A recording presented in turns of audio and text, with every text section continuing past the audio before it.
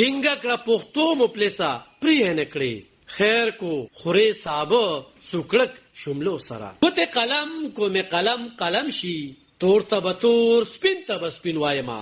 د 400 وتلی خبريال محقق لیکوال شاعر او ادیب مفلس درانی شعرونه دي چې پرون د چهارشنبه پرواز د دې نړۍ نه د 92 کالو په عمر کې سترګې پټې کړې مفلس درانی چې خپل نوم یې شمسودینو او د 400 ضلع د اتمانزو کلی کې پیدا شو او موجوده وخت کې پر زړو کلی کې اوسېدو مفلس درانی تر ډېرې مودې د پاکستان د اردو او انګریزي ژبې په اخبارونو کې د یو خبريال او لیکوال په حیث کار کړو هغه د یوې لوی مودې د ناروغۍ وروسته په حق رسیدلی او پرون د هغه جنازه په پلارنی کلی رزړو امیرآباد کې شوې ده د خدای بخلی مفلس درانی په جنازه کې د مذهبي سیاسي او سماجی خلکو سره تړاو لرونکو په شمول د پښتونخوا صوبې د یو شمېر ضلعو خبريالانو ګډون کړو او د هغه د مغفرت دعاګانو سره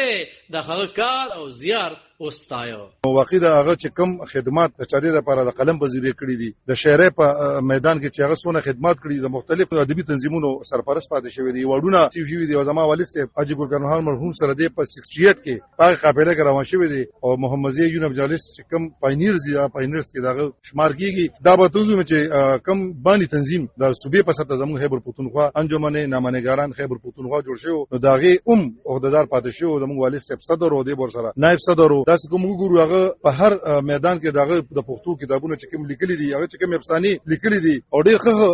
ګلوکارانو دغه شعري په د غزلو په ذریعہ باندې خلکو ته رسول ده مولوی چې کوم کتابونه دي د سروغه یا د سیند غاړې یو کتاب هغه د پښتو په کورس کې شامل دي او دا دغه نه د چادي د پر ډېر د عزت مقام دي چې هغه نن خلک وی چې مفلس درانی نو خلک دا د 400 دي ګلکرم بابا فضل احد بادشاہ سے مفلس درانی سے الله دی وبخي دا د صحافت د دنیا یو زلنده ستوري او کله چې ما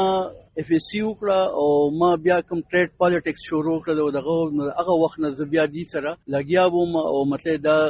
منډه تړلې او دا صحافتي دغه بیا دي سره سٹارټ کړی زمونږه ځکه دا وایم چې دراصل هغه زمونږ استادو نو غلطه ونی مونږ کنن سو پیجن یا زمونږ مطلب دوسلور محفلونو کې دغه کې زموږ پہچان دي نو دې کې غټ کنټریبیوشن دا غوي دي الله دې غيو بخي سره وکینا استل لکه داسې بوله د دوستانو ماحول وو هغه پېښته خدغه نو مونږه دغه چرایات شنو خدای دې ډېر ورپسې خپم شو بل څنګه چې تاسو وی دا امام صاحب ډېر تهجد گزار او ډېر نیک او پارسار سړی وو بل دا ډېر خدمات دي لکه ایرفورس کې پاتې شو هغه کسې قطارې به متقول کله 71 دا وارو دی بنگلاديش تمل ته دی تلو الته دغه کړو دا کسې به کول راته لیک پر زمونږ هم داسې شوق او دغه کنه هغه تاریخي خبره به ورسره ډېر تاریخ ورسره جی مفلس درانی په 92 کالو کې په حق رسیدلی د هغه دریمه یعنی فاتحه به سبا د زیارت ورځې پورې د هغه په پلاننی کلی رزړو امیرآباد کې پای ته رسی علب خان شیرپو دلبر نیوز 400